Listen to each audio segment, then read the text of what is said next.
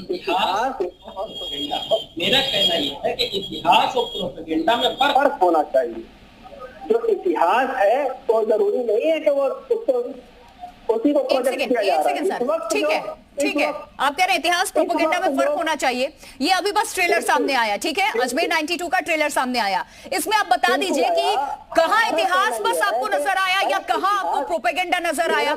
आप इस चीज को यहीं पे क्लैरिफाई कर दीजिए, क्यों आपको ऐसा लग रहा है आप इस तरीके की बातें कर रहे हैं। आप अजमेर 92 को लेकर के ये बता दीजिए कि प्रोपेगेंडा कौन से सीन को देख करके आपको लगा और इतिहास इसमें है भी या नहीं, आप यही बताइए बस।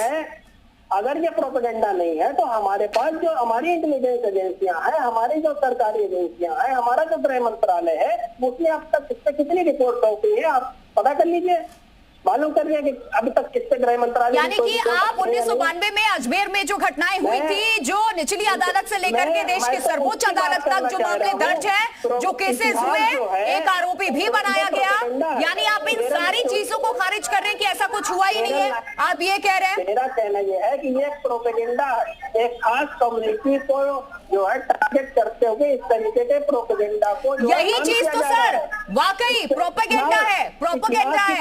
अब जब अभी सच्ची घटनाओं पर आधारित फिल्में बननी शुरू हो गई हैं, इस देश को आईना दिखाना शुरू कर दिया है यहाँ प्रोड्यूसर्स ने, डायरेक्टर्स ने, तो फिर ये प्रोपेगेंडा के तहत इन फिल्मों का विरोध हो रहा है। मुझे 1 मिनट में अपनी बात कंप्लीट करने दीजिए।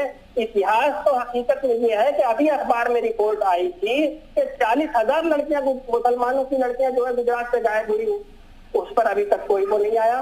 इस टाइम आप अपनी मांग रखिए उन डायरेक्टर प्रोड्यूसर से। मेरा कहना यह है कि बिल्किस देखिए, समाज को जोड़कर रखने के लिए, सामाजिक सौहार्द बनाने के लिए, जिस समाज में दोषियों को, रेपिस्टों को सम्मानित किया जाएगा, उस समाज में आप कैसे ये उम्मीद कर सकती हैं कि इतिहास रहेगा, प्रोपेगेंडा बनेगा? प्रोपेगेंडा को इतिहास बना के पेश किया जा रहा है। बात यह है कि प्रोपेगेंडा को इतिहास बना के पेश किया जा रहा है। जब बिल्किस बानो के रेपिस्टों को सम्मानित किया गया, रेपिस्टों के फेवर में रैली निकाली गई, इस तरीके से जो है हमने एक समाज को अपने आरोपियों की तस्वीर भी हम सामने दिखा रहे हैं सर, ये देख लीजिए, जिस चीज पे आप सवाल खड़े कर रहे हैं वो आपके सामने है, जिस रिपोर्ट, जिन आरोपों की आप बात कर रहे हैं कि ये प्रोपेगेंडा है सिर्फ, तो ये प्रोपेगेंडा नहीं है, ये इतिहास है, ये एक ऐसा धब्बा है जो कभी मिट नहीं सकता। और शर्म आती है ऐसी चीजें देख करके। प्रोपेगेंडा कैसे लग रहा है मुझे ये बताइए, आपको प्रोपेगेंडा कैसे लग रहा है? आप इसमें इन्वॉल्व क्यों हो रहे हैं? गई थी, उस पर अभी तक कोई फिल्म नहीं बनी है और मैं तो कह रहा हूँ बननी भी नहीं चाहिए। अरे पूछिए ना, डायरेक्टर प्रोड्यूसर से पूछ लीजिए। आप किसी चीज को ऐसे प्रोपेगेंडा थोड़ी बताएंगे। आप अपनी फाइल क्या बोल सकते हैं डायरेक्टर्स प्रोड्यूसर से कि आप इसमें फिल्म बना लो, फिल्म इंडस्ट्री से बात कर लीजिए सर, बॉलीवुड से जाकर के बात कर लीजिए।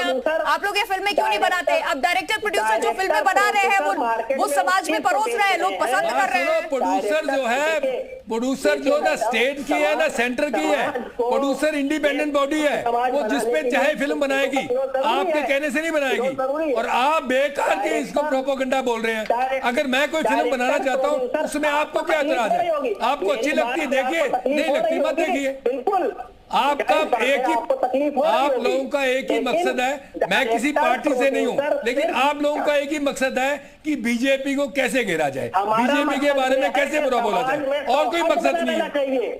हमारा मकसद यह है कि इतिहास की तरह रहना चाहिए। इतिहास क्या है 1992 अजमेर का? बताइए इतिहास क्या है? नाज़िम इलाही, इतिहास क्या है 1992 अजमेर में क्या हुआ था? इतिहास क्या कहता है? इतिहास तो वो भी है जो मुजफ्फरनगर में हुआ था। अजमेर में जो हुआ था वो इतिहास नहीं है? वो आपके लिए मजाक है क्या? आप जो है फिल्म को क्रिटिसाइज नहीं कर रहे, आप मोदी जी को, बीजेपी को क्रिटिसाइज कर रहे हैं कि वहाँ क्या हुआ था, वहाँ क्या हुआ था। हम बात कर रहे हैं इसकी, ये जेन्युइन है, ये जो 92 में हुआ था। दिक्कत ये है अब हर चीज आपके मन हिसाब नहीं चलेगी ना। फिल्म इंडस्ट्री आपसे पूछ करके 140 करोड़ जनता से पूछ करके फिल्म थोड़ी ना बनाएगी। भाई इतिहास से डर तो भाजपा को लगता है, इसलिए चैप्टर हटा दिए जाते हैं इतिहास की किताबों से। इतिहास से डर हमें नहीं लगता है। भाजपा को लगता है इतिहास से डर, इसलिए इतिहास को इतिहास रहने दें।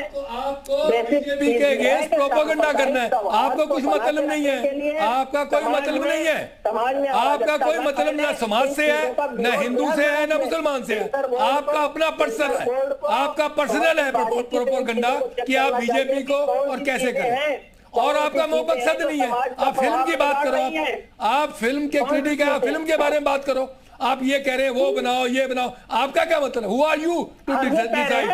आप कौन है डिसाइड करने वाले कि हम प्रोड्यूसर को क्या फिल्म बनाए? बिल्कुल गलत है आपका। एतराज है इतिहास से, किताबों से ये चैप्टर हट जाएगा, किताबों से वो चैप्टर हट जाएगा, इतिहास से हमें कब एतराज है? इतिहास इतिहास होता है, उसमें क्या कर सकते हैं?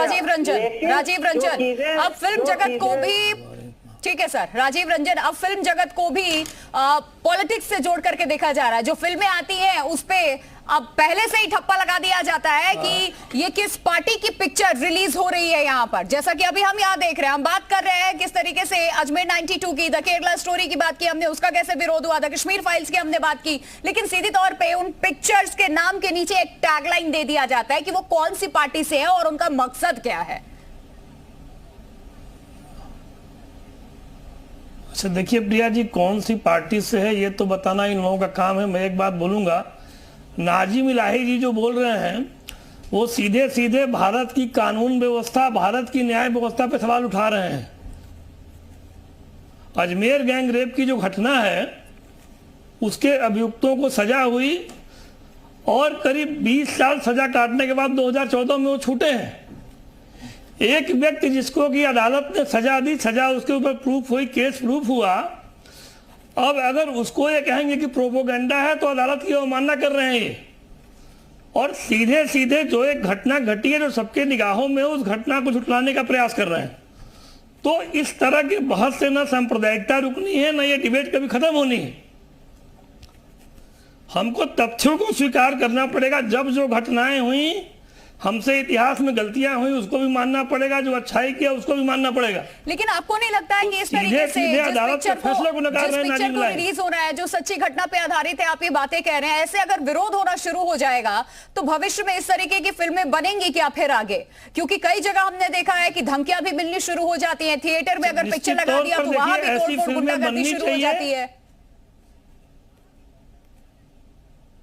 नहीं देखिए, तो पहले भी, इसके पहले भी हुआ है। निश्चित तौर पर ऐसी फिल्में बननी चाहिए और ऐसा बेसलेस विरोध करने वालों को सख्त से सख्त सजा देनी चाहिए। ठीक है, चंदन शर्मा। जैसे आपने कहा फिल्म बननी चाहिए, जो घटना घटी है, जो फिल्में बननी गया है, उसको भी ये प्रोपेगेंडा बता रहे हैं जी। देखिए, फिल्म बनाना एक प्रोड्यूसर का अपना निजी फैसला है, उसमें कोई पार्टी का, किसी स्टेट का कोई मकसद नहीं है, ना मतलब है। जो प्रोड्यूसर बनाता है वो अपने बिजनेस के हिसाब से बनाता है, अच्छी बनाए बुरी बनाए उनका है, आपने देखना नहीं देखना आपकी मर्जी है।